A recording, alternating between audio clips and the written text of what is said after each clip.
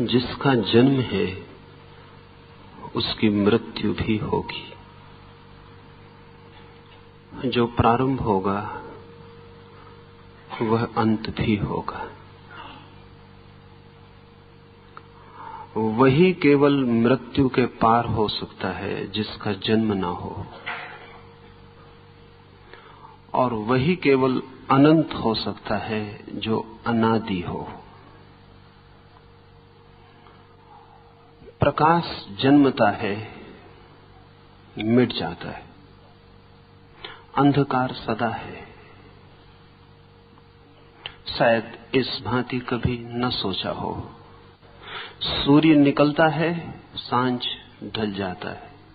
दिया जलता है, बाती चुक जाती है, बुझ जाती है। जब दिया नहीं जला था तब भी अंधकार था। जब दिया जला, अंधकार हमें दिखाई नहीं पड़ा। दिया बुझ गया, अंधकार अपनी जगह। अंधकार का बाल भी बांका नहीं होता, और अंधकार कभी बुझता नहीं, और अंधकार का कभी अंत नहीं आता, क्योंकि अंधकार का कभी प्रारंभ नहीं होता। प्रकाश का प्रारंभ होता है, इसलिए प्रकाश का अंत होता है। और भी मजे की बात है, प्रकाश को हम पैदा कर सकते हैं, इसलिए प्रकाश को हम मिटा भी सकते हैं। अंधकार को हम पैदा नहीं कर सकते, इसलिए अंधकार को हम मिटा भी नहीं सकते। अंधकार की शक्ति अनंत है, प्रकाश की शक्ति अनंत नहीं है। लाओस से कहता है, घाटी की आत्मा अमर है। The valley spirit dies not. नहीं, कभी घाटी की आत्मा नहीं मरती। एवर द सेम, वही बनी रहती है, जैसी है वैसी ही बनी रहती है। ये घाटी की आत्मा क्या है?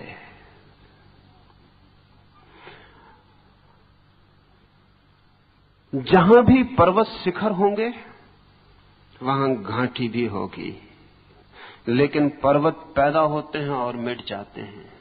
घाटी न पैदा होती न मिटती। घाटी का अर्थ है द नेगेटिव, वो जो निषेधात्मक है, अंधकार। पहाड़ का अर्थ है पॉजिटिव, विधायक, जो है।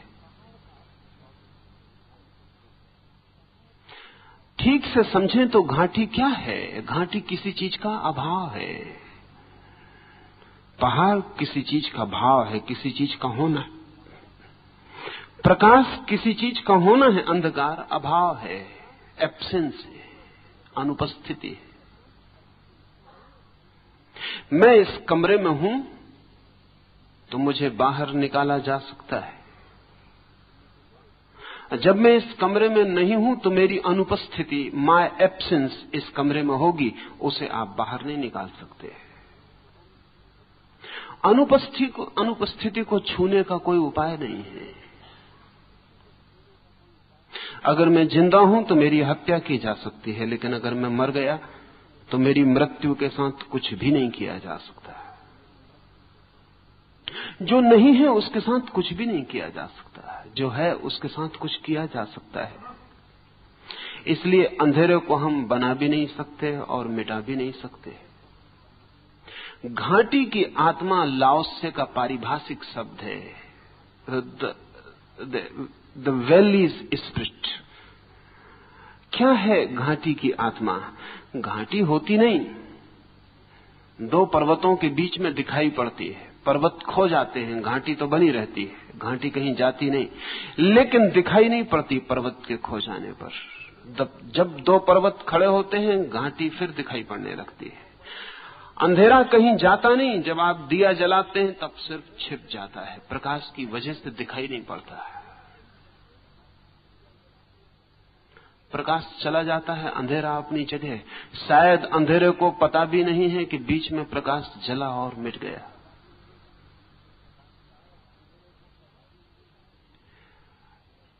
लाओसे का समस्त चिंतन, लाओसे का समस्त दर्शन निगेटिव पर खड़ा है, नकारात्मक पर खड़ा है, शून्य पर खड़ा है। और इसलिए लाओ त्से ने कहा है, द फीमेल मिस्ट्री दस डू वी नेम, हम इसे स्त्रीण रहस्य का नाम देते हैं। इसे समझ लेना जरूरी है और इसमें थोड़ा गहरे उतरना पड़ेगा, क्योंकि ये लाओ त्से के तंत्र का मूल आधार है। फेमिनिन मिस्ट्री, स्त्री का रहस्य क्या है? वही घाटी का रहस्य है, और जो स्त्री का रहस्य वही अंधकार का रहस्य है, और जो स्त्री का रहस्य वो अस्तित्व में बहुत गहरा है। इसलिए दुनिया के जो प्राचीनतम धर्म हैं वो परमात्मा को पुरुष के रूप में नहीं मानते थे, स्त्री के रूप में मानते थे, और उनकी समझ परमात्मा को फादर या पिता मानने वाले लोगों से ज्यादा गहरी थी। लेकिन पुरुष का प्रभाव भारी हुआ और तब हमने ईश्वर की जगह भी पुरुष को बिठाना शुरू किया। लेकिन ईश्वर की जगह गॉड द फादर बहुत नई बात है, गॉड द मदर बहुत पुरानी बात है। सच तो यह है, फादर ही नई बात है, मदर पुरानी बात है। पिता को जन्मे हुए 5-6 हजार वर्ष से ज्यादा नहीं हुआ। पिता से पुराना तो काका या चाचा या अंकल है। शब्द भी अंकल पुराना है फादर से, पिता से। पशुओं में, पक्षियों में पिता का तो कोई पता नहीं चलता, लेकिन मां सुनिश्चित है। इसलिए पिता की जो संस्था है वो मनुष्य की ईजाद है, बहुत पुरानी भी नहीं है, 5000 साल से ज्यादा पुरानी नहीं है। लेकिन जब हमने मनुष्य में पिता को बना लिया तो हमने बहुत शीघ्र परमात्मा के सिंहासन से भी स्त्री को हटा के पुरुष को बिठाने की जल्दी की। और तब जिन धर्मों ने परमात्मा की जगह पिता को रखा, उनके हाथ से फेमिनिन मिस्ट्री के सूत्र खो गए। वो जो स्त्रीण रहस्य है उसका सारा राज खो गया। लाओ से उस समय की बात कर रहा है जबकि गॉड द फादर का कोई ख्याल ही नहीं था दुनिया में। और ये बहुत अर्थों में सोच लेने जैसी बात है। इसे कई तरफ से देखना पड़ेगा, तभी आपके ख्याल में आ सके। एक बच्चे का जन्म होता है, पिता बच्चे के जन्म में बहुत एक्सीडेंटल है, उसका कोई बहुत गहरा भाग नहीं है। और अब वैज्ञानिक कहते हैं कि पिता के बिना भी चल जाएगा, बहुत ज्यादा दिन जरूरत नहीं रहेगी।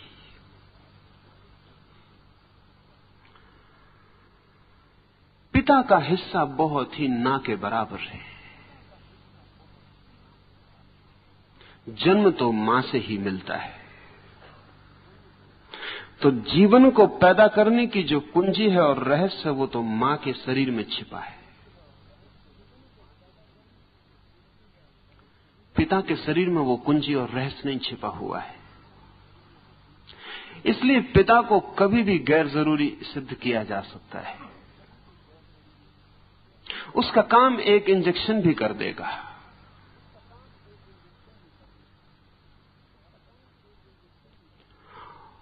और अगर मैं आज से 10,000 साल बाद किसी बच्चे का पिता बनना चाहूं तो बन सकता हूं, लेकिन कोई मां अगर आज तय करे तो 10,000 साल बाद मां नहीं बन सकती, क्योंकि मां की मौजूदगी अभी जरूरी होगी, मेरी मौजूदगी जरूरी नहीं है।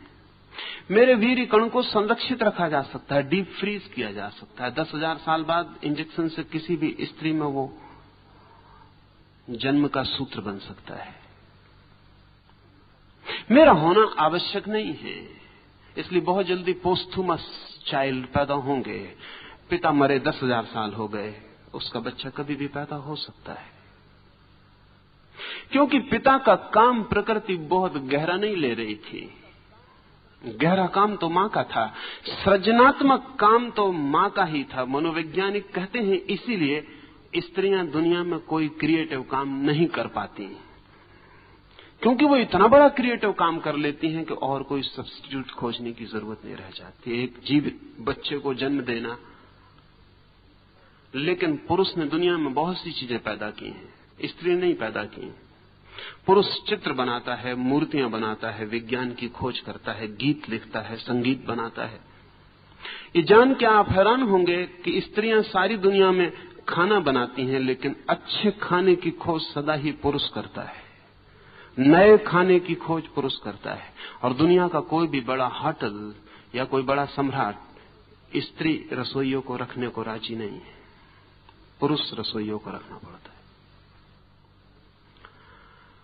चाहे चित्र बनता हो दुनिया में, चाहे कविता पैदा होती हो, चाहे एक उपन्यास लिखा जाता हो, चाहे एक नई मूर्ति गढ़ी जाती हो, वो सब काम पुरुष करता है। बात क्या है? मनोवैज्ञानिक कहते हैं कि पुरुष ईर्ष्या अनुभव करता है, स्त्री के समक्ष हीनता भी अनुभव करता है। वो भी कुछ पैदा करके दिखाना चाहता है जो स्त्री के समक्ष सामने खड़ा हो जाए और कहा जा सके हमने भी कुछ बनाया है, हमने भी कुछ पैदा किया है।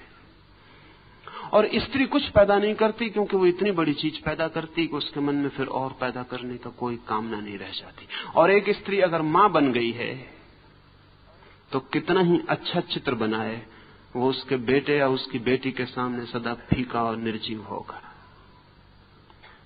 इसलिए बांझ स्त्रियां जरूर कुछ कुछ कोशिश करती हैं पुरुषों जैसी।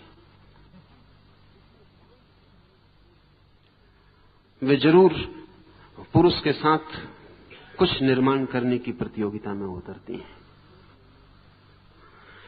लेकिन एक स्त्री अगर सच में मां बन जाए तो उसका जीवन बहुत आंतरिक गहराइयों तक तृप्त हो जाता है।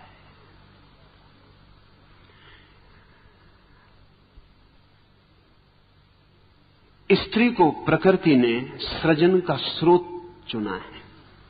निश्चित ही स्त्री के शरीर में वो जिसे लाओस से कह रहा है स्त्रीण रहस्य, उसे हमें समझना पड़ेगा, तो ही हम अस्तित्व में स्त्रीण रहस्य को समझ पाएंगे। और हमारी कठिनाई ज्यादा बढ़ जाती है क्योंकि सारी कोशिश जीवन को समझने की पुरुष ने की है और सारी फिलॉसफीज, सारे दर्शन पुरुष ने निर्मित किए हैं। अब तक एक भी धर्म किसी स्त्री पैगंबर, स्त्री तीर्थंकर के आसपास निर्मित नहीं हुआ है। सब शास्त्र पुरुषों के हैं। इसलिए लाओत्से को साथी खोजना मुश्किल हो गया क्योंकि उसने स्त्रीण रहस्य की तारीफ की। पुरुष जो भी सोचेगा और जो भी करेगा उसमें पुरुष जहां खड़ा है वहीं से सोचता है। और पुरुष को स्त्री कभी समझ में नहीं आ पाती। इसलिए पुरुष निरंतर अनुभव करता है कि स्त्री बेबूझ है, समथिंग मिस्टीरियस, कुछ है जो छूट जाता है। वो क्या है जो छूट जाता है? निश्चित ही पुरुष और स्त्री साथ साथ जीते हैं। पुरुष स्त्री से पैदा होता है, स्त्री के साथ जीता है, प्रेम करता है, जन्म पूरा जीवन बिताता है। फिर भी क्या है जो स्त्री के भीतर पुरुष के लिए अनजान और अपरिचित रह जाता है? वही अनजान और अपरिचित तत्व का नाम लाओस से कह रहा है फेमिनिन मिस्ट्री, घाटी का रहस्य, अंधकार का रहस्य, निषेध की खूबी। क्या है स्त्री के भीतर? अगर एक स्त्री आपसे प्रेम में पड़ जाए तो भी आक्रमण नहीं करती, प्रेम में भी आक्रमण नहीं करती है, प्रेम में भी प्रतीक्षा करती है, आक्रमण का मौका आपको ही देती है। आप कभी किसी स्त्री से ऐसा न कह सकेंगे कि तूने मुझे प्रेम में उलझा दिया, कि तूने मुझे विवाह में डाल दिया। स्त्रियां ही डालती हैं। लेकिन कभी आप किसी स्त्री से ऐसा न कह सकेंगे कि तूने मुझे प्रेम में उलझा दिया, क्योंकि इनिशिएटिव वे कभी नहीं लेती, पहल वे कभी नहीं करती। वही उनका रहस्य, खींचना बिना किसी क्रिया के, बिना किसी कर्म के आकर्षित करना, सिर्फ होने मात्र से आकर्षित करना, जिसको कृष्ण ने गीता में इनेक्शन कहा है, अकर्म कहा है। स्त्री का रहस्य वही है। वो अगर प्रेम में भी गिर जाए तो उसकी तरफ से इशारा भी नहीं मिलता कि वो आपके प्रेम में गिर गई है। उसकी मौजूदगी आपको खींचती है, खींचती है। आप ही पहली दफा कहते हैं कि मैं प्रेम में पड़ गया हूं। स्त्री कभी किसी से नहीं कहती कि मैं तुम्हारे प्रेम में पड़ गई हूं। पहल कभी नहीं करती, क्योंकि पहल आक्रामक है, एग्रेसिव है, पॉजिटिव है। जब मैं किसी से कहता हूं कि मैं तुम्हें प्रेम करता हूं, मैं अपने से बाहर गया, मैंने कहीं जाके आक्रमण किया, मैंने ट्रेसपासिंग शुरू की, मैं दूसरे की सीमा में प्रवेश कर रहा हूं। स्त्री कभी किसी की सीमा में प्रवेश नहीं करती, फिर भी स्त्री आकर्षक है। उसका रहस्य क्या है?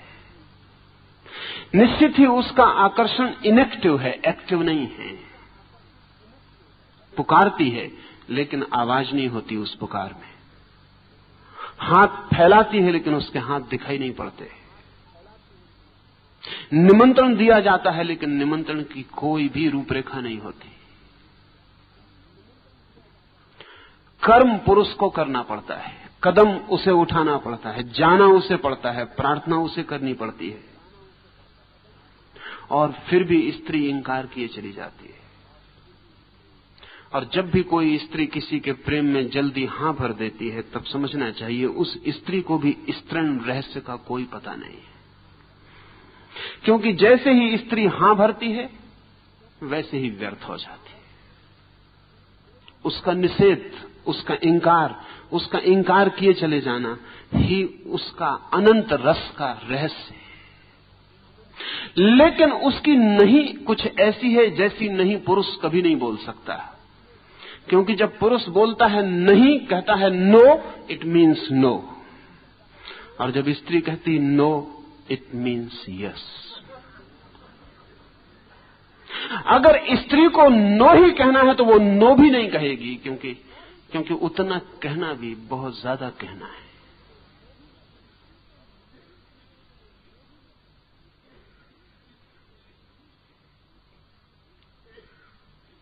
मुल्ला नसरुद्दीन एक युवती के प्रेम में पड़ गया है। बहुत परेशान घर आके अपने पिता को कहा है, चिंतित उदास है। तो पिता ने पूछा है इतना चिंतित क्यों है नसरुद्दीन? नसरुद्दीन ने कहा कि मैं बड़ी मुश्किल में पड़ गया। जिस स्त्री के पीछे मैं 9 महीने से चक्कर लगा रहा हूं, आज उसने सब बात ही तोड़ दी। पिता ने कहा तू ना समझ, स्त्री जब कहे नहीं तो उसका अर्थ नहीं नहीं होता। नसरुद्दीन ने कहा वो तो मैं भी जानता हूं, लेकिन उसने नहीं नहीं कहा। उसने कहा कि तू कुत्ता। नहीं उसने कहा ही नहीं। अगर वो नहीं कहती तो अभी मैं और 9 वर्ष चक्कर लगा सकता था।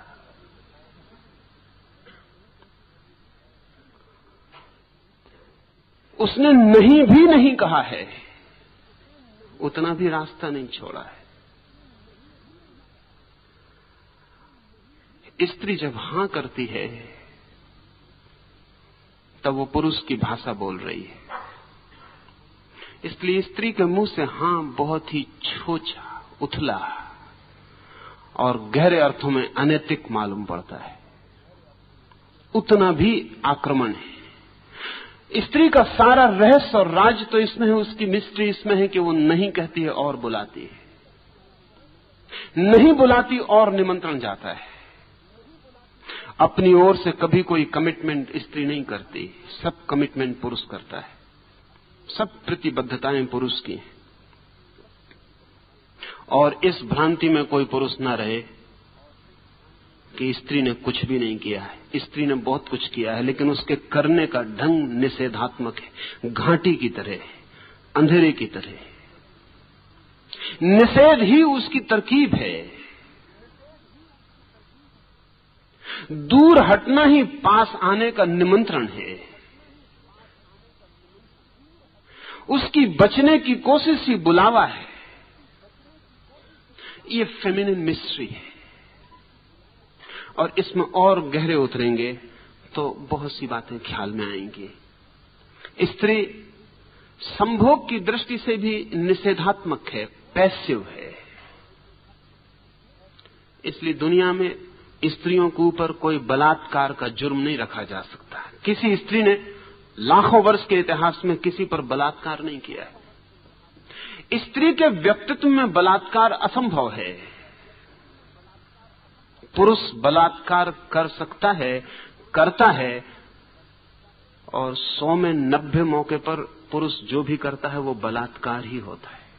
100 में 90 मौके पर, उन मौकों पर नहीं जो अदालत में पकड़े जाते हैं। पति अपनी पत्नी के साथ भी जो संबंध निर्मित करता है उसमें 90 मौके पर बलात्कार होता है, क्योंकि स्त्री चुप है।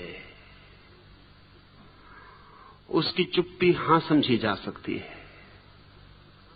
और जो हमने व्यवस्था की है समाज की पति के प्रति, हमने उसका कर्तव्य बांधा हुआ है।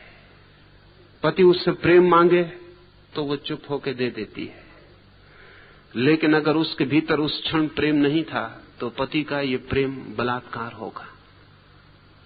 लेकिन पुरुष बलात्कार कर सकता है क्योंकि पुरुष का पूरा व्यक्तित्व आक्रामक, एग्रेसिव है, हमलावर है।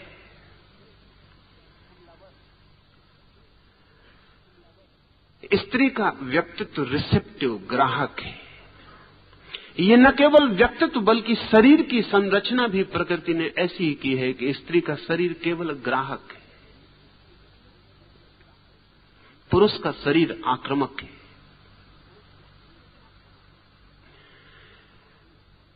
लेकिन सृजन होता है स्त्री से, जन्म होता है स्त्री से। आक्रमण करता है पुरुष, जो कि बिल्कुल संयोगिक है, जिसके बिना चल सकता है, और जन्म होता है स्त्री से जो केवल ग्राहक है। वैज्ञानिक कहते हैं जब भी कहीं जन्म होता है तो अंधेरे में, बीज फूटता है तो जमीन के अंधेरे में। रोशनी में ले आओ और बीज फूटना बंद कर देता है। एक व्यक्ति जन्मता है तो मां के गर्भ के अंधकार में, निपट गहन अंधकार में। प्रकाश में ले आओ, जन्म मृत्यु बन जाती है। जीवन में जो भी पैदा होता है सूत्र रहस्य का, वो सदा अंधकार में, गुप्त और छिपे हुए जगत में होता है। और गुप्त वही हो सकता है जो एग्रेसिव ना हो, आक्रामक ना हो। जो आक्रामक है वो गुप्त कभी नहीं हो सकता। इसलिए पुरुष के व्यक्तित्व में सतह बहुत होती है, गहराई नहीं होती उतनी। स्त्री के व्यक्तित्व में सतह बहुत कम होती है, गहराई बहुत ज्यादा होती है। और यही कारण है कि पुरुष जल्दी थक जाता है और स्त्री जल्दी नहीं थकती। आक्रमण थका देगा। इसलिए पुरुष वैश्याएं नहीं हो सकी, क्योंकि कोई पुरुष वैश्या नहीं हो सकता। एक संभोग थक जाएगा। स्त्री वैश्या हो सकी क्योंकि 50 संभोग भी उसे नहीं थका सकते। वो सिर्फ रिसेप्टिव है, वो कुछ करती ही नहीं। इसलिए एक अनोखी घटना घटी कि पुरुष वैश्याएं नहीं हो सकी, स्त्रियां वैश्याएं हो सकी। पुरुष बलात्कारी हो सके, स्त्रियां बलात्कारी नहीं हो सकी। पुरुष गुंडे हो सके, स्त्रियां गुंडे नहीं हो सकी। लेकिन स्त्रियां वैश्याएं हो सकी, पुरुष वैश्याएं नहीं हो सके। और कारण कुल इतना है कि पुरुष का सारा व्यक्तित्व आक्रामक है। जो आक्रमण करेगा वो थक जाएगा। ये जान के आप हैरान होंगे कि जब बच्चे पैदा होते हैं तो 100 लड़कियां पैदा होती हैं तो 116 लड़के पैदा होते हैं। प्रकृति संतुलन को कायम रखती है क्योंकि पुरुष कमजोर है। हम सब यही सोचते हैं कि पुरुष बहुत शक्तिशाली है, वो सिर्फ पुरुष का ख्याल है। पुरुष कमजोर है, इसलिए 116 लड़के पैदा करने पड़ते हैं और 100 लड़कियां, क्योंकि 14 वर्ष के होते होते 16 लड़के मर जाते हैं और लड़के और लड़कियों का अनुपात बराबर हो जाता है। 16 लड़के एक्स्ट्रा, अतिरिक्त, स्पेयर प्रकृति को पैदा करने पड़ते हैं, क्योंकि पता है कि 16 लड़के 100 में से 14 वर्ष की उम्र पाते पाते मर जाएंगे। स्त्रियों की औसत उम्र पुरुषों से ज्यादा है, 5 वर्ष। अगर पुरुष 70 साल जीता है तो स्त्रियां 75 साल जीती हैं। और स्त्रियां जितना श्रम उठाती हैं शरीर से, क्योंकि एक बच्चे को जन्म देने में जितना श्रम है उतना एक एटम बम को जन्म देने में भी नहीं है।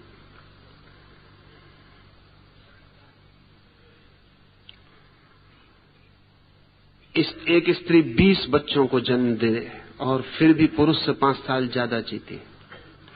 स्त्रियां कम बीमार पड़ती हैं, और जो बीमारियां स्त्रियों को हैं वो स्त्रियों की नहीं, पुरुषों ने जो समाज निर्मित किया है उसकी परेशानी की वजह से। स्त्रियां कम बीमार पड़ती हैं, फिर भी जितनी बीमार पड़ती हैं उसमें भी कोई 70% कारण पुरुषों ने जो व्यवस्था की है वो है, स्त्रियां नहीं। क्योंकि सारी व्यवस्था पुरुष की है, मैन डोमिनेटेड है, और पुरुष अपने ढंग से व्यवस्था करता है, उसमें स्त्री को एडजस्ट होना पड़ता है। वो उसकी बीमारी का कारण है। हिस्टीरिया पुरुषों के समाज में स्त्रियों को एडजस्ट होने का परिणाम है। अगर स्त्रियों का समाज हो और पुरुषों को उसमें एडजस्ट होना पड़े तो हिस्टीरिया इससे 5 गुना ज्यादा होगा। करीब करीब सारे पुरुष पागल हो जाएंगे। वो स्त्रियों का रेसिस्टेंस है, प्रतिरोधक शक्ति है कि वो सब पागल नहीं हो गई हैं। फिर भी स्त्रियां आपको क्रोधी दिखाई पड़ती हैं, ईर्ष्यालु दिखाई पड़ती हैं, उपद्रव कलह 24 घंटे वो जारी रखती हैं। उसका कुल कारण इतना है कि वे जो होने को पैदा हुई हैं, समाज उनको वो नहीं होने देता और कुछ और करवाने की कोशिश करता है। उससे उनकी सृजनात्मक शक्ति विध्वंस की तरफ, परवर्षण की तरफ, विकृति की तरफ चली जाती। और पुरुषों ने स्त्रियों को इतना दबाया और इतना सताया तो आमतौर से लोग समझते हैं, स्त्रियां भी यही समझती हैं कि स्त्रियां कमजोर थीं, इसलिए पुरुषों ने इतना सताया। मैं आपसे कहना चाहता हूं, जो जानते हैं वो कुछ और जानते हैं।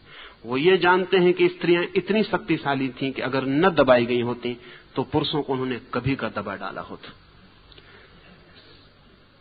उनको बचपन से ही दबाने की जरूरत है, वो खतरनाक सिद्ध हो सकती है। स्त्रियों को सारी दुनिया में दबाए जाने का जो असली कारण है, वो असली कारण यह है कि वो इतनी शक्तिशाली सिद्ध हो सकती हैं अगर बिना दबाई छोड़ दी जाएं कि पुरुष बहुत मुश्किल में पड़ जाएगा। इसलिए उन्हें सब तरफ से रोक देना जरूरी है और बचपन से रोक देना जरूरी है। और रुकावट करीब करीब वैसी है जैसे चीन में हम स्त्रियों को लोहे के जूते पहना देते थे, फिर उनका पैर बड़ा नहीं हो पाता था, फिर वे स्त्रियां दौड़ नहीं सकती थीं, चल नहीं सकती थीं, ठीक से भाग नहीं सकती थीं। सच तो यह है, उन्हें सदा ही पुरुष के कंधे के सहारे की जरूरत थी। और फिर पुरुष उनसे कहता था नाजुक, डेलिकेट। और नाजुक होने को पुरुष ने एक मूल्य बना दिया, एक वैल्यू बना दिया, क्योंकि स्त्री नाजुक हो तो ही उस पर काबू किया जा सकता है। स्त्री पुरुष से ज्यादा मजबूत सिद्ध हो सकती है अगर उसको पूरा विकसित होने दिया जाए, क्योंकि प्रकृति ने उसे जन्म की शक्ति दी है और जन्म की शक्ति सदा उसके पास होती है जो ज्यादा शक्तिशाली है। अन्यथा गर्भ को खींच लेना असंभव हो जाएगा। लाओस से कहता है, इस स्त्रीण रहस्य को ठीक से समझ लें, ये घाटी की जो आत्मा है इसे ठीक से समझ लें। ये घाटी की आत्मा कभी थकती नहीं, ये कभी मरती नहीं। ये जो निषेध है, ये जो न करने के द्वारा करने की कला है, ये जो बिना आक्रमण के आक्रमण कर देना है, ये बिना बुलाए बुला लेने का जो राज है, इसे ठीक से समझ लें। क्योंकि लाओस से कहता है, इस राज को समझकर ही कोई जीवन के परम सत्य को उपलब्ध कर सकता है। हम पुरुष की तरह परम सत्य को कभी नहीं पा सकते, क्योंकि परम सत्य पर कोई आक्रमण नहीं किया जा सकता। कोई हम बंदूकें और तलवारें लेकर परमात्मा के मकान पर कब्जा नहीं कर लेंगे। परमात्मा को केवल वे ही पा सकते हैं जो स्त्रीण रहस्य को समझ गए, जिन्होंने अपने को इतना समर्पित किया, इतना छोड़ा, लेट गो, कि परमात्मा उनमें उतर सके। ठीक वैसे ही जैसे स्त्री पुरुष के प्रेम में अपने को छोड़ देती है, कुछ करती नहीं, बस छोड़ देती है, और पुरुष उसमें उतर पाता है।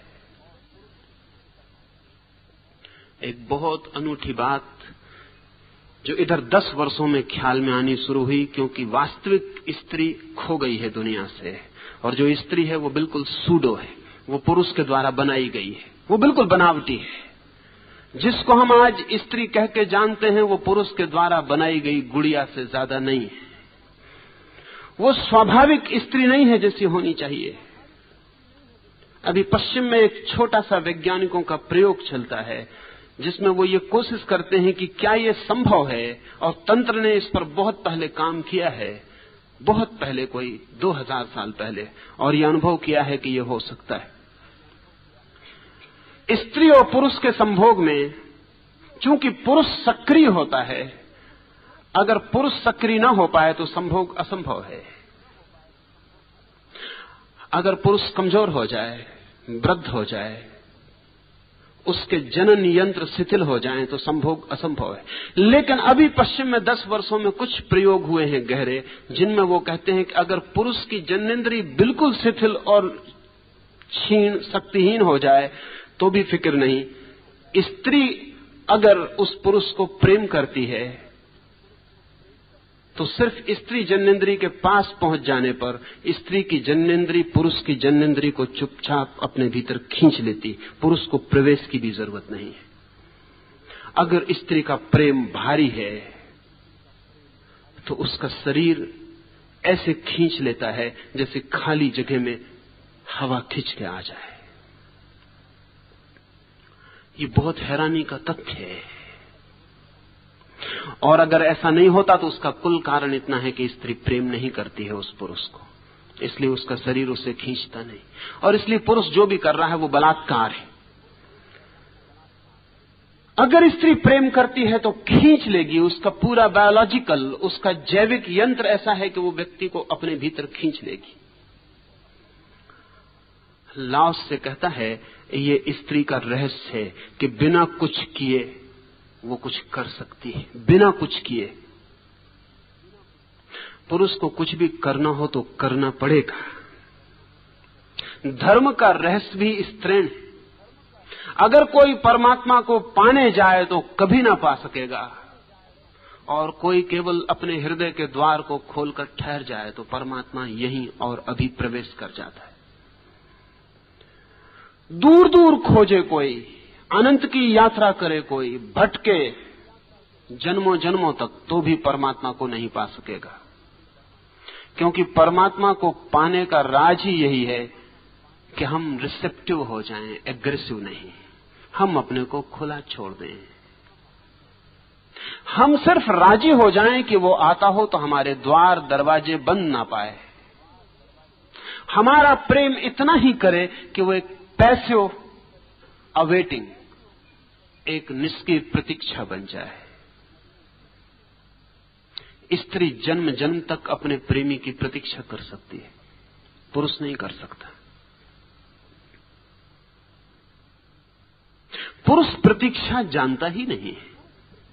पुरुष के मन की जो व्यवस्था है उसमें प्रतीक्षा नहीं है, उसमें अभी और यहीं इंस्टेंट सब चाहिए। इंस्टेंट काफी भी, इंस्टेंट सेक्स भी, अभी। इसलिए पुरुष ने विवाह ईजाद किया, क्योंकि विवाह के बिना इंस्टेंट सेक्स अभी संभव नहीं है।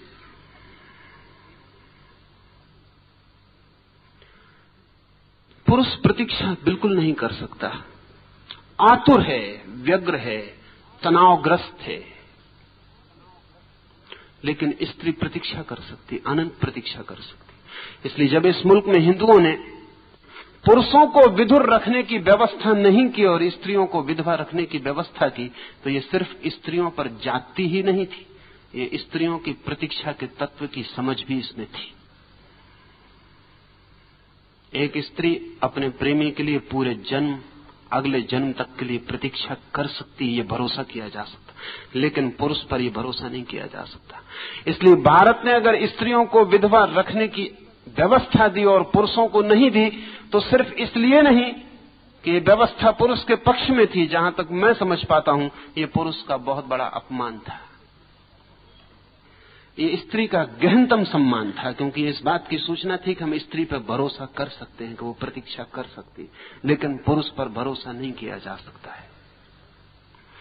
पुरुष पर भरोसा नहीं किया जा सकता, इसलिए विधुर को रखने के लिए आग्रह नहीं रहा। कोई रहना चाहे वो उसकी मर्जी, लेकिन स्त्री पर आग्रह था, और आग्रह इसलिए था कि उसकी प्रतीक्षा में ही उसका वो जो स्त्रीण तत्व है वो ज्यादा प्रकट होगा।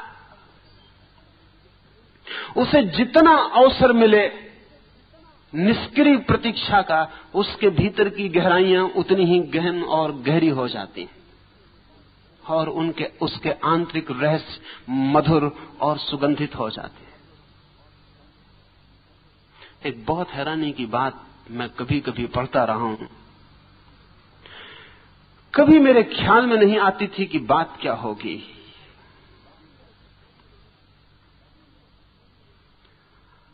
कैथोलिक प्रीस्ट के सामने लोग अपने पापों की स्वीकृतियां करते हैं, कन्फेशन करते हैं।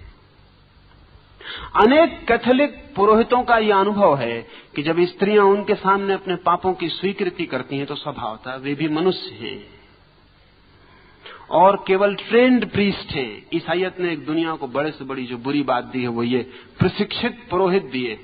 कोई प्रशिक्षित पुरोहित नहीं हो सकता। प्रशिक्षित डॉक्टर हो सकते हैं, प्रशिक्षित वकील हो सकते हैं, लेकिन प्रशिक्षित पुरोहित नहीं हो सकता। उसी तरह जैसे प्रशिक्षित पोएट कभी नहीं हो सकता। और अगर आप कविता को सिखा दें और ट्रेनिंग दे दें और सर्टिफिकेट दे दें कि यह आदमी ट्रेंड है कविता में, तो वो सिर्फ तुकबंदी करेगा, कविता उससे पैदा नहीं हो सकती। पुरोहित भी जन्मजात क्षमता है, साधना का फल है, उसे कोई प्रशिक्षित नहीं कर सकता। लेकिन ईसाइयत ने प्रशिक्षित किए, ट्रेंड पुरोहित हैं, उनके पास डिग्रियां हैं, उनमें कोई डीडी है, डॉक्टर ऑफ डिविनिटी है। डॉक्टर ऑफ डिविनिटी कोई नहीं होता,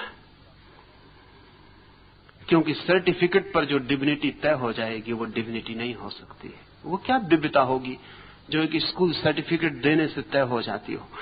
तो पुरोहित के पास जब स्त्रियां अपने पापों का कन्फेशन करती हैं तो ये कन्फेशन बहुत टेम्पटिंग हो जाता है, स्वाभाविक। जब कोई स्त्री अपने पाप का स्वीकार करती है और एकांत में करती है तो पुरोहित के लिए बड़ी बेचैनी हो जाती है। स्त्री तो हल्की हो जाती है, पुरोहित भारी हो जाता है। लेकिन कैथोलिक पुरोहितों का एक वक्तव्य मुझे सदा हैरान करता था, वो ये कि विधवा स्त्रियां ज्यादा आकर्षक और टेम्पटिंग सिद्ध होती। मैं बहुत हैरान था कि क्या कारण होगा। असल में विधवा अगर सच में विधवा हो तो उसके सौंदर्य में बहुत बढ़ती हो जाती, क्योंकि प्रतीक्षा उसके स्तृण रहस्य को गहन कर देती।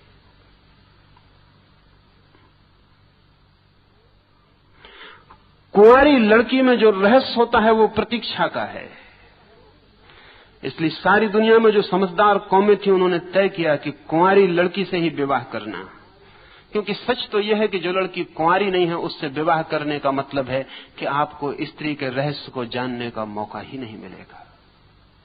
वो रहस्य पहले ही खंडित हो चुका, वो स्त्री छिछली हो गई,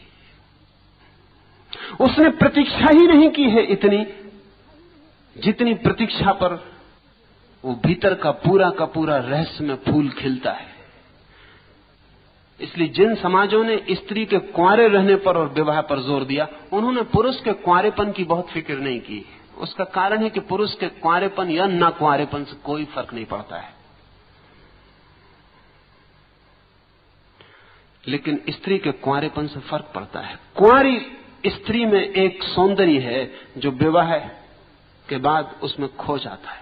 वो सौंदर्य उसमें फिर से जन्मता है जब वो मां बनना शुरू होती है, क्योंकि अब वो एक और बड़े रहस्य के द्वार पर और एक और बड़ी प्रतीक्षा के द्वार पर खड़ी हो जाती। उसे गर्भवती देखकर पति चिंतित हो सकता है और पति चिंतित होते हैं, और उनकी चिंता स्वाभाविक है, क्योंकि उनके लिए प्रतीक्षा नहीं केवल एक और इकोनॉमिक, एक आर्थिक उपद्रव उनके ऊपर आने को है। लेकिन मां मधुर हो जाती है। असल में मां का गर्भ जैसे बढ़ने लगता है उसकी आंखों की गहराई बढ़ने लगती है, उसके शरीर में नए कोमल तत्वों का आविर्भाव होता है। गर्भिणी स्त्री का सौंदर्य स्त्रीण रहस्य से बहुत भारी हो जाता है।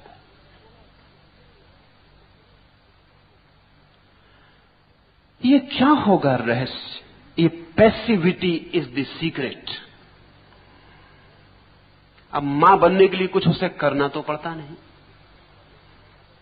बेटा उसके पेट में बड़ा होने लगता है, उसे सिर्फ प्रतीक्षा करनी होती, उसे कुछ भी नहीं करना होता। असल में उसे सब करना छोड़ देना होता है, सिर्फ प्रतीक्षा ही करनी होती है। जैसे जैसे उसके बेटे का या उसकी बेटी का, उसके गर्भ का विकास होने लगता है, वैसे वैसे सब काम उसे छोड़ देना पड़ता है। वो सिर्फ प्रतीक्षा में रह जाती है, वो सिर्फ स्वप्न देखने लगती है। इसलिए अगर सारा काम स्त्री छोड़ दे बच्चे के जन्म के करीब, तो वे स्वप्न देख सकती है जो उसके बच्चे के भविष्य की सूचनाएं होंगे। इसलिए महावीर या बुद्ध की मां के स्वप्न बड़े मूल्यवान हो गए।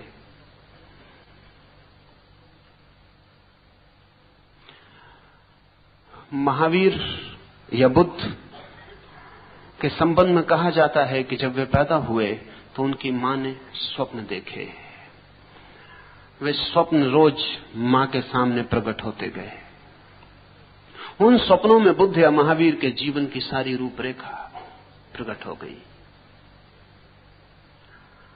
अगर मां सच में ही मां हो और आने वाले भविष्य में जो जन्म लेने वाला प्राण है उसके साथ पूरी पैसिविटी में हो, तो वो अपने बच्चे की जन्म कुंडली खुद ही लिख जा सकती है। किसी पुरोहित, किसी पंडित को दिखाने की जरूरत नहीं।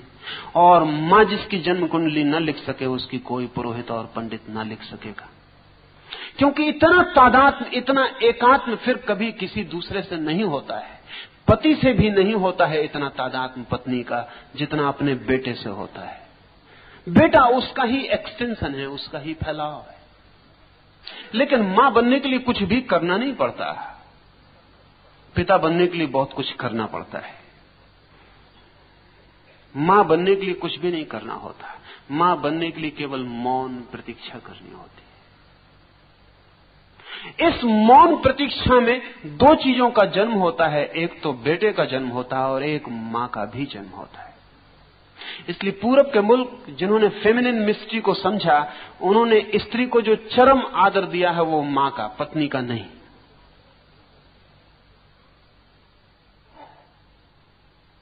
ये बहुत हैरानी की बात है। मुझसे लोग पूछते थे कि आप सन्यासियों को स्वामी कहते हैं, लेकिन सन्यासियों को मां क्यों कहते हैं, जबकि वो भी, उनका विवाह भी नहीं हुआ, उनका बच्चा भी नहीं हुआ। असल में मां का संबंध स्त्री की चरम गरिमा से है। वो अपनी चरम गरिमा पर सिर्फ मां के क्षण में होती है। उसका जो पीक एक्सपीरियंस है वो पत्नी होना नहीं है, प्रेयसी होना नहीं।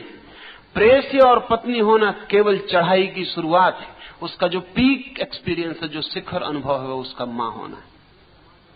इसलिए जिन समाजों में भी स्त्रियों ने तय कर लिया है कि पत्नी होना उनका शिखर है, उन समाजों में स्त्रियां बहुत दुखी हो जाएंगी, क्योंकि वो उनका शिखर है नहीं। यद्यपि पुरुष राजी है कि वे पत्नी होने को ही अपना शिखर समझें, क्योंकि पुरुष को पति होने पर शिखर उपलब्ध हो जाता है, पिता होने पर उसे शिखर उपलब्ध नहीं होता। उसे प्रेमी होने पर शिखर उपलब्ध हो जाता है, लेकिन स्त्री को उपलब्ध नहीं होता। स्त्री का ये जो मातृत्व का राज है, इसे लाओस से कहता है, ये अंधेरे जैसा है। इसमें और बहुत सी बातें ख्याल में लेने जैसी हैं। जब पुरुष पैदा होता है, जब एक बच्चा पैदा होता है, लड़का पैदा होता है, तो उसके पास अभी सेक्स हार्मोन होते नहीं, बाद में पैदा होने शुरू होते हैं। उसका वीर्य बाद में निर्मित होना शुरू होता है। लेकिन ये जान के आप हैरान होंगे कि जब लड़की पैदा होती है तो वो अपने सब अंडे साथ लेकर पैदा होती। उसके जीवन भर में जितने अंडे प्रति माह है उसके मासिक धर्म में निकलेंगे, उतने अंडे वो लेकर ही पैदा होती है। स्त्री पूरी पैदा होती है, उसके पास पूरा कोष होता है उसके एग्स का। फिर उनमें से एक एक अंडा समय पर बाहर आने लगेगा, लेकिन वो सब अंडे लेकर आती है। पुरुष अधूरा पैदा होता है, और अधूरे पैदा होने की वजह से लड़के बेचैन होते हैं और लड़कियां शांत होती हैं। एक अनइजीनेस लड़के में जन्म से होती है, लड़की में एक एट ईजनेस जन्म से होती है। लड़की के शरीर का, उसके व्यक्तित्व का जो सौंदर्य है, वो उसकी शांति से बहुत ज्यादा संबंधित है। अगर लड़की को बेचैन करना हो तो उपाय करने पड़ते हैं, और लड़के को अगर शांत करना हो तो उपाय करने पड़ते हैं। अशांत होना स्वाभाविक है। बायोलॉजिस्ट कहते हैं कि उसका कारण है कि स्त्री जिस अंडे से बनती है उसमें जो अणु होते हैं वो एक्स होते हैं, दोनों एक से होते हैं। और पुरुष जिस क्रोमोसोम से बनता है उसमें एक्स वाई होता है, उसमें एक एक्स होता है एक वाई होता है, वो समान नहीं होते। स्त्री में जो तत्व होते हैं वो XX होते हैं, दोनों समान होते हैं, इसलिए स्त्री सुडौल होती, पुरुष सुडौल नहीं हो पाता। स्त्री के शरीर में जो कर्व्स का सौंदर्य है वो उसके XX दोनों संतुलित अंडों के कारण है, और पुरुष के शरीर में वैसा संतुलन नहीं हो सकता क्योंकि XY उसके एक और दूसरे में समानता नहीं है। स्त्री के व्यक्तित्व को बनाने वाले 48 अणु हैं, वो पूरे हैं 24-24। पुरुष को बनाने वाले 47 हैं, और बायोलॉजिस्ट कहते हैं कि वो जो एक अणु की कमी है वही पुरुष को जीवन भर दौड़ाती है। इस दुकान से उस दुकान, जमीन से चांद, दौड़ाती रहती।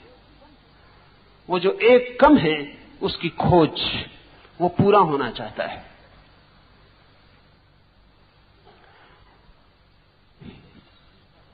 ये जो स्त्री का संतुलित, शांत, प्रतीक्षारत व्यक्तित्व है, लाओस से कहता है ये जीवन का बड़ा गहरा रहस्य है। परमात्मा स्त्री के ढंग से अस्तित्व में है, पुरुष के ढंग से नहीं।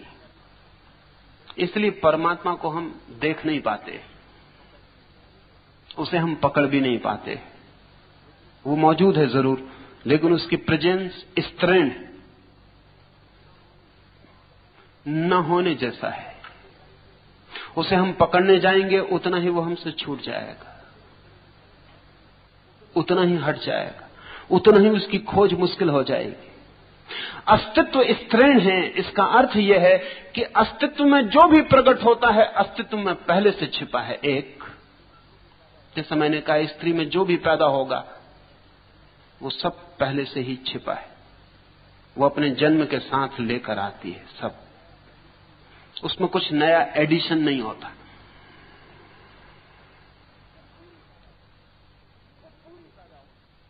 वो पूरी पैदा होती है, उसमें ग्रोथ होती है लेकिन एडिशन नहीं होता, उसमें विकास होता है लेकिन कुछ नई चीज जुड़ती नहीं। यही वजह है कि वो बड़ी तृप्त जीती है। स्त्रियों की तृप्ति आश्चर्यजनक है, अन्यथा इतने दिन तक उनको गुलाम नहीं रखा जा सकता था। उनकी तृप्ति आश्चर्यजनक है, गुलामी में भी वे राजी हो जाती है, कैसी भी स्थिति हो वे राजी हो जाती। अतृप्ति उनमें बड़ी मुश्किल से पैदा की जा सकती है, बड़ी कठिन है, और तभी पैदा की जा सकती है जब कुछ बायोलॉजिकल कठिनाई उनके भीतर पैदा हो जाए, जैसा पश्चिम में लग रहा है कि कठिनाई पैदा हुई है, तो उनमें पैदा की जा सकती है बेचैनी। और जिस दिन स्त्री बेचैन होती है उस दिन उसको चैन में लाना फिर बहुत मुश्किल है, क्योंकि वो बिल्कुल अप्राकृतिक है उसका बेचैन होना। इसलिए स्त्री बेचैन नहीं होती, सीधी पागल होती। या आप जान के हैरान होंगे कि स्त्री या तो शांत होती है या पागल हो जाती, बीच में नहीं ठहरती, ग्रेडेशंस नहीं है। पुरुष न तो शांत होता है इतना, न इतना पागल होता है, बीच में काफी डिग्रीज हैं उसके पास, अशांति की डिग्रीज में वो डोलता रहता है। बड़ी से बड़ी अशांति में भी वो पागल नहीं हो जाता, और बड़ी से बड़ी शांति में भी वो बिल्कुल शांत नहीं हो जाता। नीत्शे ने बहुत विचार की बात कही है। उसने कहा है कि जहां तक मैं समझता हूं, बुद्ध जैसे व्यक्ति में स्त्रीण तत्व ज्यादा रहे होंगे। बुद्ध को वुमेनिस कहा है नीत्शे ने, और मैं मानता हूं कि इसमें गहरी समझ है। सच यह है कि जब कोई पुरुष भी पूरी तरह शांत होता है तो स्त्रीण हो जाता है, हो ही जाएगा, हो जाएगा इसलिए कि इतना शांत हो जाएगा कि वो जो पुरुष की अनिवार्य बेचैनी थी, वो जो अनिवार्य अशांति थी, अनिवार्य तनाव था, वो जो टेंशन था पुरुष के अस्तित्व का, वो खो जाएगा। यही वजह है कि हमने भारत में प्रतीकात्मक रूप से कृष्ण की, बुद्ध की, महावीर की दाढ़ी मूछ नहीं बनाई। ऐसा नहीं कि नहीं थी,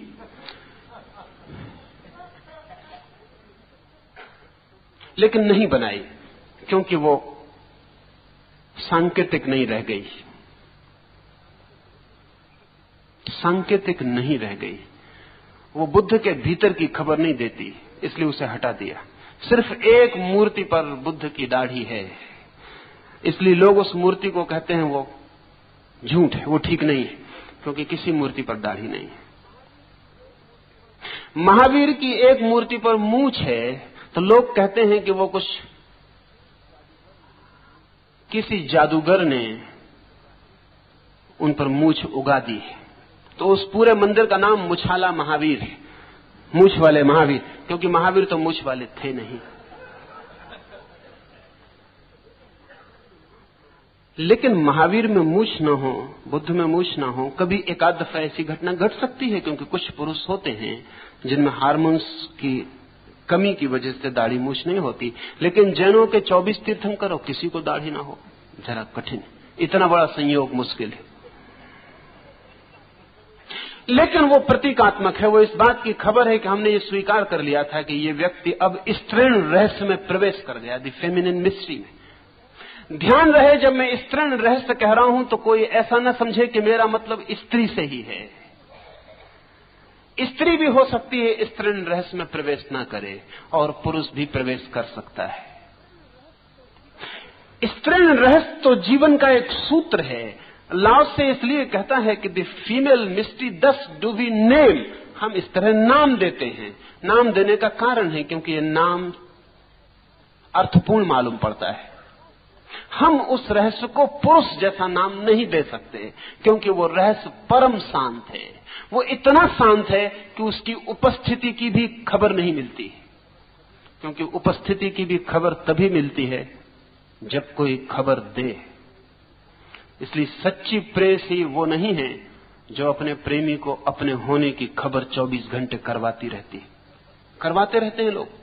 अगर पति घर आया है तो पत्नी 1000 उपाय करती, बर्तन जोर से छूटने लगते हाथ से,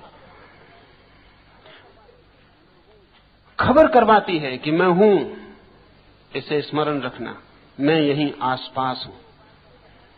पति भी पूरे उपाय करता है कि तुम नहीं हो, अखबार फैला के, जिसे वो 10 बार पढ़ चुका फिर पढ़ने लगता है।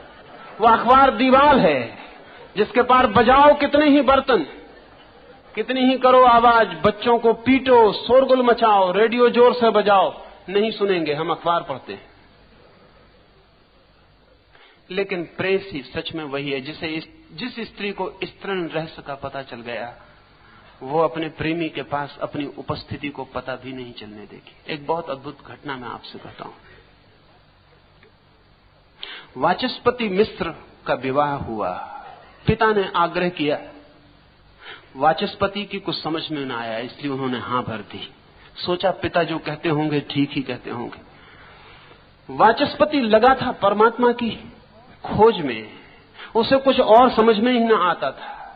कोई कुछ भी बोले वो परमात्मा की ही बात समझता था। पिता ने वाचस्पति को पूछा, विवाह करोगे? उसने कहा हां। उसने शायद सुना होगा, परमात्मा से मिलोगे, जैसा कि हम सबके साथ होता है। जो धन की खोज में लगा है उससे कहो धर्म खोजोगे, वो समझता है शायद कह रहे हैं धन खोजोगे, वो कहता हां। हमारी जो भीतर खोज होती है वही हम सुन पाते हैं। वाचस्पति ने शायद सुना, हां भर दी। फिर जब घोड़े पर बैठकर ले जाने लगा, तब उसने पूछा कहां ले जा रहे हैं? उसके पिता ने कहा, पागल, तूने हां भरा था, विवाह करने चल रहे हैं। तो फिर उसने ना करना उचित ना समझा, क्योंकि जब हां भर दी थी और बिना जाने भर दी थी तो परमात्मा की मर्जी होगी। वो विवाह करके लौट आया, लेकिन पत्नी घर में आ गई और वाचस्पति को ख्याल ही ना रहा। रहता भी क्या, न उसने विवाह किया था, न हां भरी थी, वो अपने काम में ही लगा रहा। वो ब्रह्मसूत्र पर एक टीका लिखता था। वो 12 वर्ष में टीका पूरी हुई। 12 वर्ष तक उसकी पत्नी रोज सांझ दिया जला जाती, रोज सुबह उसके पैरों के पास फूल रख जाती, दोपहर उसकी थाली सरका देती, जब वो भोजन कर लेता तो चुपचाप पीछे से थाली हटा ले जाती। 12 वर्ष तक उसकी पत्नी का वाचस्पति को पता नहीं चला कि वो है। पत्नी ने कोई उपाय नहीं किया कि पता चल जाए, बल्कि सब उपाय किए कि कहीं भूल चूक से पता न चल जाए, क्योंकि उनके काम में बाधा न पड़े। 12 वर्ष जिस पूर्णिमा के रात वाचस्पति का काम आधी रात पूरा हुआ और वाचस्पति उठने लगे, तो उनकी पत्नी ने दिया उठाया, उनको राह दिखाने के लिए उनके बिस्तर तक। पहली दफा 12 वर्ष में कथा कहती है वाचस्पति ने अपनी पत्नी का हाथ देखा, क्योंकि 12 वर्ष में पहली दफा काम समाप्त हुआ था। अब मन बंधा नहीं था किसी काम से। हाथ देखा, चूड़ियां देखी, चूड़ियों की आवाज सुनी, लौट के पीछे देखा और कहा, स्त्री, इस आधी रात अकेले में तू कौन है? कहां से आई? द्वार मकान के बंद हैं। कहां पहुंचना है तुझे, मैं पहुंचा दूं। उसकी पत्नी ने कहा, आप शायद भूल गए होंगे, बहुत काम था, 12 वर्ष आप काम में थे, याद आपको रहे संभव भी नहीं है।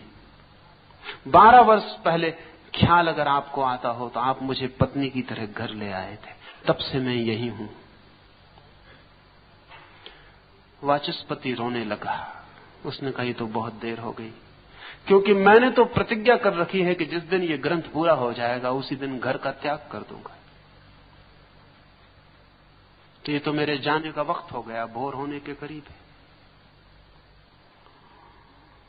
तो मैं जा रहा हूं। पागल, तूने पहले क्यों ना कहा? थोड़ा भी तू इशारा कर सकती थी, लेकिन अब बहुत देर हो गई। वाचस्पति की आंखों में आंसू देखकर पत्नी ने उसके चरणों में सिर रखा और उसने कहा, जो भी मुझे मिल सकता था वो इन आंसुओं में मिल गया, अब मुझे कुछ और चाहिए भी नहीं। आप निश्चिंत जाएं। और मैं क्या पा सकती थी इससे ज्यादा कि वाचस्पति की आंख में मेरे लिए आंसू है, बस बहुत मुझे मिल गया।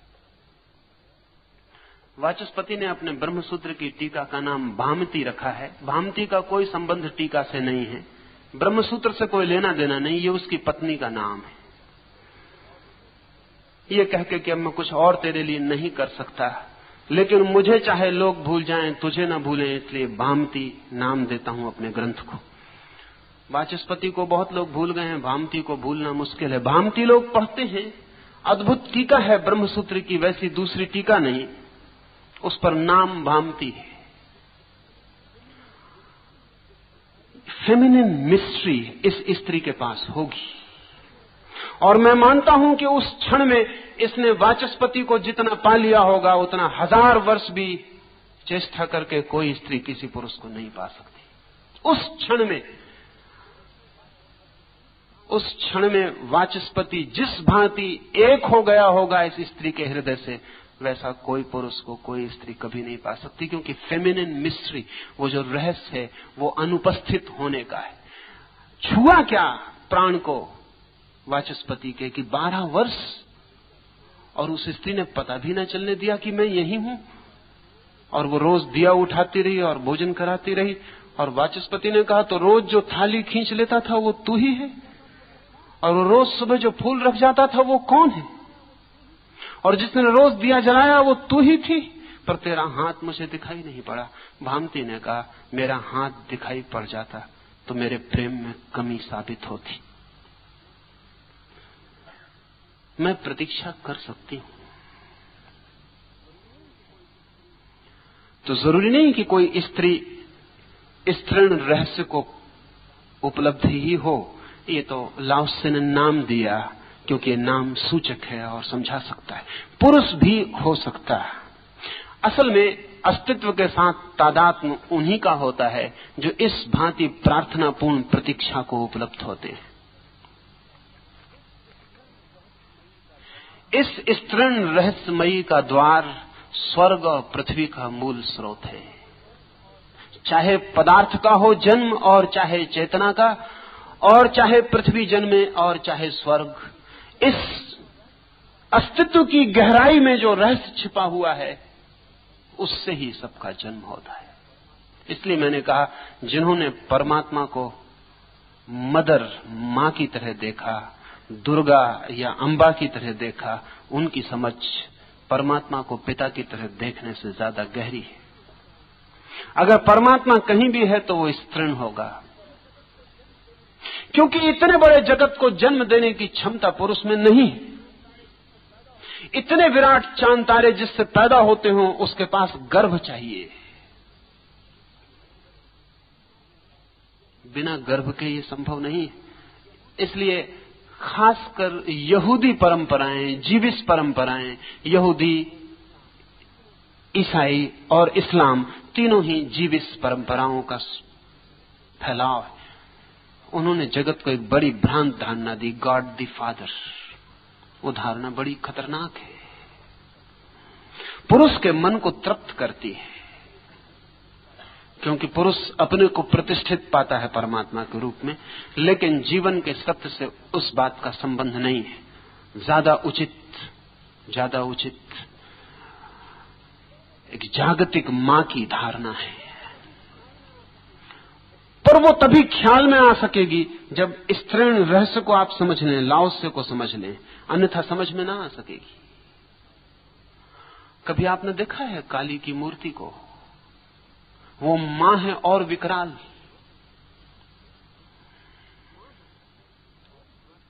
मां है और हाथ में खप्पर लिए है आदमी की खोपड़ी का। मां है, उसकी आंखों में सारे मातत्व का सागर, और नीचे वो किसी की छाती पर खड़ी है, पैरों के नीचे कोई दबा है। क्योंकि जो सृजनात्मक है वही विध्वंसात्मक होगा। क्रिएटिविटी का दूसरा हिस्सा डिस्ट्रक्शन है। इसलिए बड़ी खूबी के लोग थे जिन्होंने ये सोचा, बड़ी इमेजिनेशन के, बड़ी कल्पना के लोग थे, बड़ी संभावनाओं को देखते थे। मां को खड़ा किया है, नीचे लाश की छाती पर खड़ी है, हाथ में खोपड़ी है आदमी की, मुर्दा, खप्पड़ है, लहू टपकता है, गले में माला है खोपड़ियों की, और मां की आंखें और मां का हृदय जिनसे दूध बहे, और वहां खोपड़ियों की माला टंगी है। असल में जहां से सृष्टि पैदा होती वहीं प्रलय होता है, सर्कल पूरा वहीं होता है। इसलिए मां जन्म दे सकती है, लेकिन मां अगर विकराल हो जाए तो मृत्यु भी दे सकती है। और स्त्री अगर विकराल हो तो बहुत खतरनाक हो जाती है। शक्ति उसमें बहुत है। शक्ति तो वही है, वो चाहे क्रिएशन बने चाहे डिस्ट्रक्शन बने, शक्ति तो वही है, चाहे सृजन हो चाहे विनाश हो। जिन लोगों ने मां की धारणा के साथ सृष्टि और विनाश दोनों को एक साथ सोचा था, उनकी दूरगामी कल्पना, लेकिन बड़ी गहन और सत्य के बड़े निकट। लाओत्से कहता है स्वर्ग और पृथ्वी का मूल स्रोत वही है, तो वहीं से सब पैदा होता है। लेकिन ध्यान रहे, जो मूल स्रोत होता है वहीं सब चीजें लीन हो जाती हैं, वो अंतिम स्रोत भी वही होता है। यह सर्वथा अविच्छिन्न है। ये जो स्त्रैण अस्तित्व है, ये जो पैसिव अस्तित्व है, ये जो प्रतीक्षा करता हुआ शून्य अस्तित्व है, इसमें कभी कोई खंड नहीं पड़ते, अविच्छिन्न है, कंटिन्यूअस। इसमें कोई डिसकंटिन्यूटी नहीं होती। जैसा मैंने कहा, दिया जलता है बुझ जाता है, अंधेरा अविच्छिन्न है। जन्म आता है, जीवन दिखता है, मृत्यु अविच्छिन्न है, वो चलती चली जाती है। पहाड़ बनते हैं, मिट जाते हैं, घाटियां अविच्छिन्न है। पहाड़ होते हैं तो वे दिखाई पड़ती हैं, पहाड़ नहीं होते तो वे दिखाई नहीं पड़ती, लेकिन उनका होना अविच्छिन्न है, अखंड, सर्वथा अविच्छिन्न। इसकी शक्ति अखंड है। कितनी ही शक्ति शून्य से निकाली जाए, वो चुकती नहीं है, वो समाप्त नहीं होती है। पुरुष चुक जाता है, स्त्री चुकती नहीं है।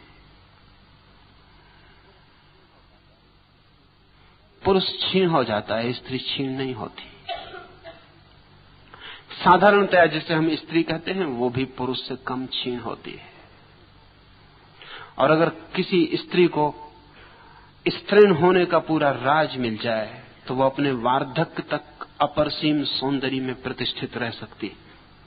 पुरुष का रहना बहुत मुश्किल है। पुरुष तूफान की तरह आता है और विदा हो जाता है।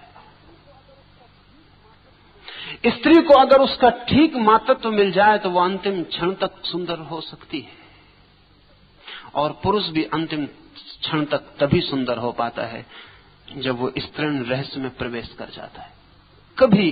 कभी कभी ऐसा होता है। इसलिए मैं दूसरा प्रतीक आपसे कहूं, हमने बुद्ध, राम, कृष्ण या महावीर के बुढ़ापे के कोई भी चित्र नहीं बनाए। सब चित्र युवा हैं। ये बात एकदम झूठ है, क्योंकि महावीर 80 वर्ष के होकर मरते हैं, बुद्ध 80 वर्ष होकर मरते हैं, राम भी बूढ़े होते हैं, कृष्ण भी बूढ़े होते हैं, लेकिन चित्र हमारे पास युवा है। कोई बूढ़ा चित्र हमारे पास नहीं है। वो जानकर, वो प्रतीकात्मक है। असल में जो व्यक्ति इतना लीन हो गया अस्तित्व के साथ, हम मानते हैं अब वो सदा ही यंग और फ्रेश, ताजा और युवा बना रहेगा। भीतर उसके युवा होने का सतत सूत्र मिल गया। अब वो अविच्छिन्न रूप से, अखंड रूप से अपनी शक्ति में ठहरा रहेगा। इसका उपयोग करो। लाओस से कहता है, इस अखंड शक्ति का उपयोग करो, इस स्तृण रहस्य का उपयोग करो, और इसकी सहज सेवा उपलब्ध होती है। तुम्हें पता भर होना चाहिए how to use it and you get it.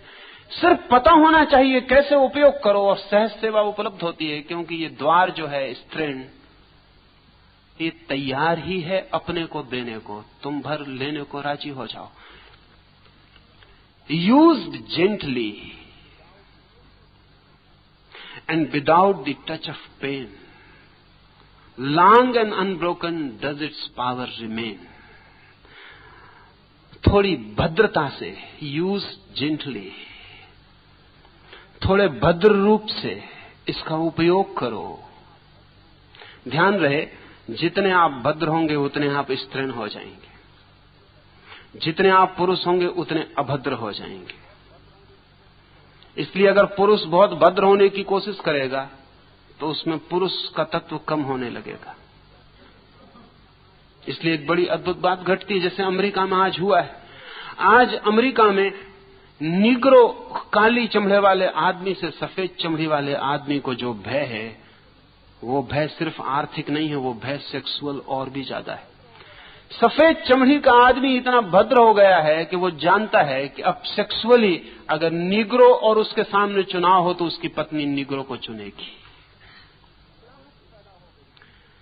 जो घबराहट पैदा हो गई है, वो घबराहट ये है क्योंकि वो निग्रो ज्यादा पोटेंशियली सेक्सुअल मालूम पड़ता है। वो अभद्र है, जंगली है। जंगली पुरुष में एक तरह का आकर्षण होता है, पुरुष का वाइल्ड, तो एक रोमांटिक, एक रोमांचकारी बात हो जाती है। बिल्कुल भद्र पुरुष को, बिल्कुल भद्र पुरुष स्तृण हो जाता है। अगर बुद्ध के आसपास एक प्रेम की फिल्म कथा बनानी हो तो बड़ी मुश्किल पड़े, बड़ी मुश्किल पड़ जाए। प्रेम की कथा के लिए एक अभद्र नायक चाहिए, और जितना अभद्र हो उतना रोचक, उतना पुरुष मालूम पड़ेगा। इसलिए अगर पश्चिम का डायरेक्टर, फिल्म का डायरेक्टर किसी अभिनेता को चुनता है तो देखता है छाती पर बाल हैं या नहीं, हाथों पर बाल हैं या नहीं। स्त्री को देखता है तो बाल बिल्कुल नहीं होने चाहिए, थोड़ा जंगली दिखाई पड़े, राह, थोड़ा कच्चा दिखाई पड़े तो एक सेक्सुअल अट्रैक्शन, एक कामुक आकर्षण है। निग्रो से भय पैदा हो गया है। वो भय आर्थिक कम, मानसिक ज्यादा है। जैसे ही कोई पुरुष भद्र होगा, जितना भद्र होगा उतना स्तृण हो जाएगा, उतना कोमल हो जाएगा। और बड़े मजे की बात है, जितना कोमल हो जाएगा उतना कम कामुक हो जाएगा। जितना पुरुष कोमल होता जाता है उतना कम कामुक होता चला जाता है। और ये उसकी जो कम कामुकता है उसे जीवन के परम रहस्य की तरफ ले जाने के लिए मार्ग बन जाती है। लाओस से कहता है, यूज्ड जेंटली, भद्र रूपेण अगर उपयोग किया, and without the touch of pain. ध्यान रहे, ये थोड़ा समझने जैसा है। पुरुष जब भी स्त्री को छूता है तो बहुत तरह के दर्द उसको देना चाहता है, बहुत तरह के पेन। असल में पुरुष का जो प्रेम है मेथोडोलॉजिकल विधि के दृष्टि से स्त्री को सताने जैसा है। अगर वो ज्यादा प्रेम करेगा तो ज्यादा जोर से हाथ दबाएगा, अगर चुंबन ज्यादा प्रेमपूर्ण होगा तो वो काटना शुरू कर देगा, नाखून गड़ाएगा। पुराने कामशास्त्र के जो ग्रंथ हैं उनमें नखदंश की बड़ी प्रशंसा है कि वो पुरुष ही क्या जो अपनी स्त्री के शरीर में नख गड़ा गड़ा के लहू ना निकाल दे। प्रेमी का लक्षण नखदंश। फिर प्रेमी अगर बहुत कुशल हो, जैसा कि मार्कुस डी सादे था, तो नखून काम नहीं करते तो वो साथ में छुरी कांटे रखता था। जब किसी को प्रेम करे तो थोड़ी देर नखून, और फिर नखून जब काम ना करे तो छुरी कांटे।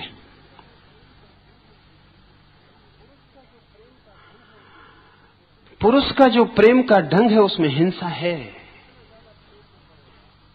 इसलिए वो जितना ज्यादा प्रेम में पड़ेगा उतना हिंसक होने लगेगा। इस बात की संभावना है कि अगर पुरुष अपने पूरे प्रेम में आ जाए तो वो स्त्री की हत्या कर सकता है। प्रेम के कारण ऐसी हत्याएं हुई हैं और अदालतें बड़ी मुश्किल में पड़ गई, क्योंकि उन हत्याओं में कोई भी दुश्मनी ना थी, अति प्रेम कारण था। इतने प्रेम से भर गया वो, इतने प्रेम से भर गया कि दबाते दबाते कब उसने अपनी प्रेसी की गर्दन दबा दी वो उसे पता नहीं रहा।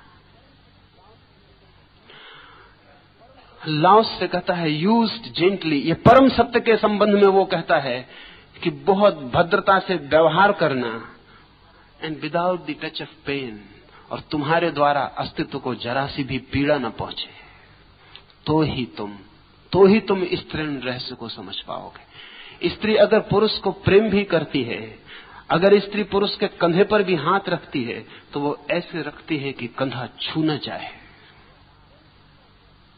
और वही स्त्री का राज है। और जितना उसका हाथ कम छूता है उतना प्रेमपूर्ण हो जाता है। और जब स्त्री भी पुरुष के कंधे को दबाती है तो वो खबर दे रही है कि उसे स्त्री जगत से वो हट गई है और पुरुष की नकल कर रही है। वो सिर्फ अपने को छोड़ देती, जस्ट फ्लोटिंग, पुरुष के प्रेम में छोड़ देती है। वो सिर्फ राजी होती है, कुछ करती नहीं। वो पुरुष को छूती भी नहीं इतने जोर से कि स्पर्श भी अभद्र ना हो जाए। लेकिन अभी पश्चिम में उपद्रव चला है। अभी पश्चिम की बुद्धिमान स्त्रियां, उन्हें अगर बुद्धिमान कहा जा सके तो, वे ये कह रही हैं कि स्त्रियों को ठीक पुरुष जैसा एग्रेसिव होना चाहिए, ठीक पुरुष जैसा प्रेम करता है स्त्रियों को करना चाहिए, उतना ही आक्रामक। निश्चित ही उतना आक्रामक होकर वे पुरुष जैसी हो जाएंगी, लेकिन उस फेमिनिन मिस्टिक को खो देंगी लाओस से जिसकी बात करता, और लाओस से ज्यादा बुद्धिमान है। और लाओस की बुद्धिमत्ता बहुत पराबुद्धिमत्ता है। वो जहां विजडम के भी पार एक विजडम शुरू होती है, जहां सब बुद्धिमानी चुक जाती है और प्रज्ञा का जन्म होता है, वहां की बात है। पर ये पुरुष स्त्री दोनों के लिए लागू। अंत में इतना आपको कह दूं, ये मत सोचना स्त्रियां प्रसन्न होकर न जाएं, क्योंकि उनमें बहुत कम स्त्रियां हैं। स्त्री होना बड़ा कठिन है, स्त्री होना परम अनुभव है।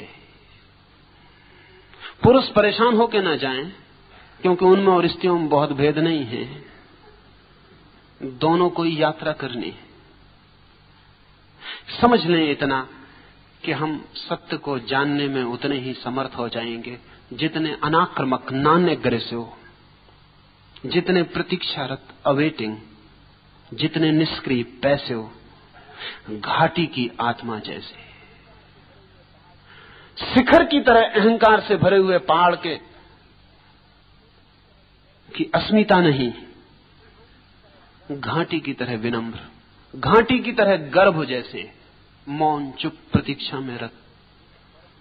तो उस पैसिविटी में, उस परम निष्क्रियता में अखंड और अविच्छिन्न शक्ति का वास है। वहीं से जन्मता है सब और वहीं सब लीन हो जाता है। आज इतना ही, फिर हम कल बात करें। लेकिन अभी जाए ना, अभी हम कीर्तन में चलेंगे। हो सकता है ये कीर्तन स्त्रीण रहस्य को समझने का द्वार बन जाए। सम्मिलित हों।